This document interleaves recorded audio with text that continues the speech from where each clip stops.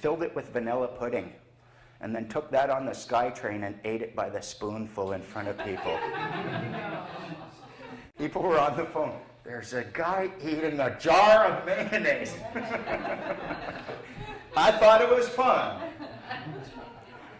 Once I was keeping this after-hours club open. What I found out, the Liquor Control Licensing Act, they will come at you. If you tried opening up a bar, selling alcohol, which is what we were doing, they would come and say, you don't have a liquor license. Now, there was this place called Here on Earth or Heaven on Earth? Heaven on Earth. It was an after-hours club. It was just a dance party. Adults would come and dance between the hours of 1 and 6. It was a nice, peaceful place, but oh no, the government couldn't have that in No Fun City. So I called them up. I'm looking for a place to do some comedy. They said, well, we're just having a meeting right now. The Liquor Control Board just shut us down 3 weekends in a row where we're at the end of our rope. We've got enough for one more night. I said, I'll be right down. Head down there, look at the Liquor Control Act. You know what I found out? Their authority exists only over those who have asked for a license. And if they say no, you asking for it means they now have authority, and they can give it to you if they want. I pointed out these people had never asked for a license, and therefore they had no authority. That weekend, the liquor licensing people were in the alley. Oh, were they stained. They ended up coming after me over a period of about 6 weeks. They brought property use, business bylaw. They'd serve a notice on the door. You're in contravention of the business bylaw. Notice. So I took it off, turned it over. Notice this. I see your notice, and I'm seeking clarification. You discharge a notice. One of the biggest problems we have, we don't understand how the law works. The rule of law is very, very, very simple. You knew it when you were in grade 3. This kid knows the rule of law very well. It essentially says conflict is avoidable, unnecessary, and undesirable. When it raises its head, we're to deal with it using discussion, negotiation, and then, if necessary, adjudication in a court of competent jurisdiction. I know you don't know that, but what you do know is that in school, if someone calls you a poopy head, you have to say, no, I'm not, I'm rubber, you're glue, it bounces off me, stick to you, poopy head, poopy head, poopy head, or else in recess, you're the poopy head. That's what notice is. You have to discharge it. So they gave me a notice, I discharged it, ended up getting to the point where they couldn't do anything. So we were there, we were staying open, and I liked it because it was a very safe place. They ended up bringing the fire marshal in, their last remaining hope. So the fire marshal, we love you, we opened the door, let him in, he looked at it, yeah, that exit sign needs a light in it, they're outside. And he said, this is the safest dance hall I've seen, or this is the safest after-hours club, and if you shut it down, you're going to be responsible if there's any deaths when they dance anywhere else. So they left. I ended up standing there, and then they just tried to bring the cops and the intimidation, and I'm talking to these 4 or 5 cops, and they're again, trying to na-na-na. So the sergeant comes up, and he says, who's in charge here? I said, well, using deductive reasoning, we can, by that question, tell that it's definitely not you. And since you're the sergeant and they're not, we can tell none of you are. You're trespassing on private property, you have guns after dark. I'm telling you to get off the property. Does that answer your question? It worked pretty good. He was like, okay, and he was gone. I was in court once. And I'm testifying in court. They asked me to put the hand on the Bible. Do you testify, do you swear to tell the truth, the whole truth, and nothing but the truth, so help you God? And I thought it to myself, no. And he was like, what do you mean? I said, I can't swear to tell the whole truth. I don't know the whole truth. I think if I knew the whole truth, my name would be in this good book and not my trembling hand upon it. I think all I can do is bring pieces, and it's up to you to assemble a picture of the whole truth.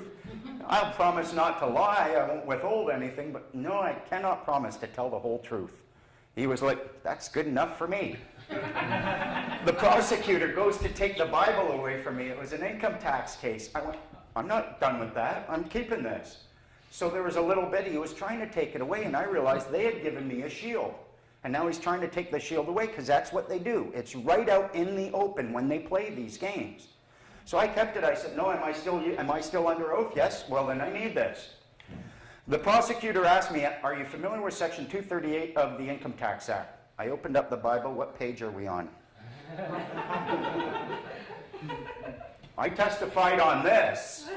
Not on the Income Tax Act. You can ask me about this. Oh, that prosecutor was so pissed. So angry it wasn't funny, but there was really nothing they could do. And I was like, I know this section. Woe to you lawyers and experts in the law. And the judge starts... Oh, you can have fun like that. They are our servants, and they have tricked us into wearing the aprons, and it's about time we start acting like the masters. The name you use now legally hasn't changed since you were an infant. That name identifies your status. They look at you as a child of the province. There is a status at law which refers to people as a child of the province or a ward of the state. This is the case because you have not changed your status since you were an infant, and they get to treat you as such. What I found in deconstructing the Criminal Code of Canada, the thing is they have to put it there. But then they hope that they can create a language that is so complex, so crazy and seemingly illogical that we never even bother reading it. Who here would like to create a lawful excuse to be able to disobey any court or any legislation, especially a court that might say something like, here's an injunction, get off this land so this logging company can come in and do what they want? Who would like the power to do that? It's so easy because Canada is a common law jurisdiction where equality is deemed to be paramount. No one can govern you without your consent. They rely on consent, and there is a means by which they secure it. Using the Criminal Code of Canada, check out section 28 and 29. It refers to, 38 and 39. Refers to a claim of right. You see those pictures when you're kids, what doesn't belong, what thing is different in these two pictures? That's what you'll see. It refers to holding property and defending personal property and whether or not you are holding it under a claim of right or not.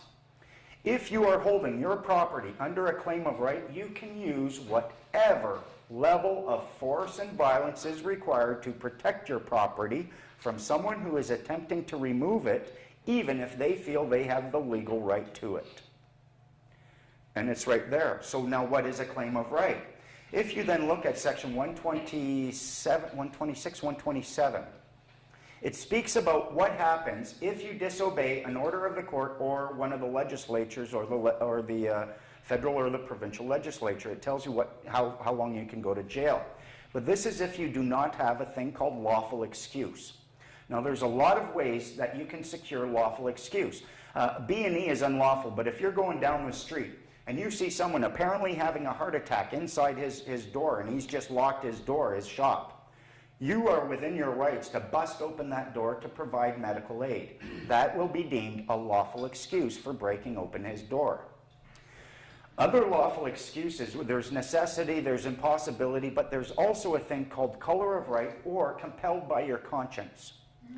You can in fact serve a notice on them. Just like they serve notice on you, you serve a notice of your understanding, a notice of your intent, and then you claim the right to engage in a certain course of actions.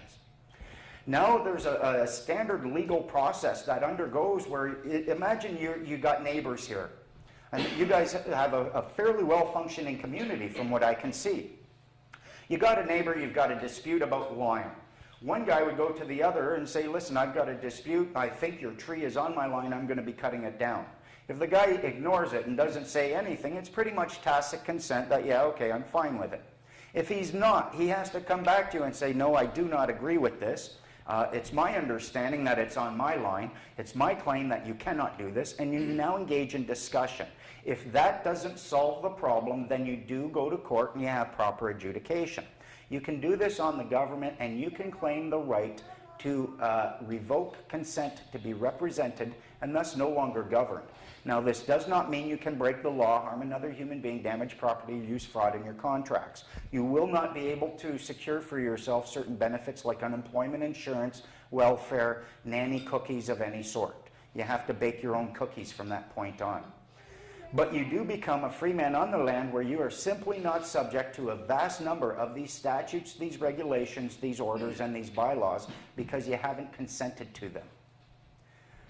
You don't like this idea too much, do you? Is this rather, I can't see the look on people's faces too well, so I don't know who's picking up on it or going, but then if. Who do you? It certainly, all it does is essentially boil down to the fact that because Canada is a common law jurisdiction, the only form of government recognized as